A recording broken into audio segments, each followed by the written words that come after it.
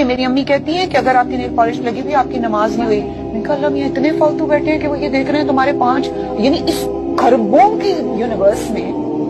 ایڈا ویلا بیٹھا ہے اللہ. Wake up to reality. اگر کوئی عمل چاہے رائی کے دانے کے برابر بھی چھوٹا ہو اور ہو بھی کسی پتھر کے اندر یا آسمانوں میں مخفی ہو یا زمین میں، اللہ اس کو قیامت کے دن لا موجود کرے گا. کچھ شک نہیں کہ اللہ باریک بین ہے، خبردار ہے، اور اسی کے پاس غیب کی کنجیاں ہیں جن کو اس کے سوا کوئی نہیں جانتا،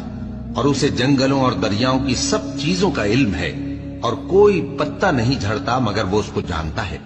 اور زمین کے اندھیروں میں کوئی دانہ اور کوئی ہری یا سوکھی چیز نہیں ہے مگر کتاب روشن میں لکھی ہوئی ہے. اور وہی تو ہے جو رات کو سونے کی حالت میں تمہاری روح قبض کر لیتا ہے اور جو کچھ تم دن میں کرتے ہو اس سے خبر رکھتا ہے،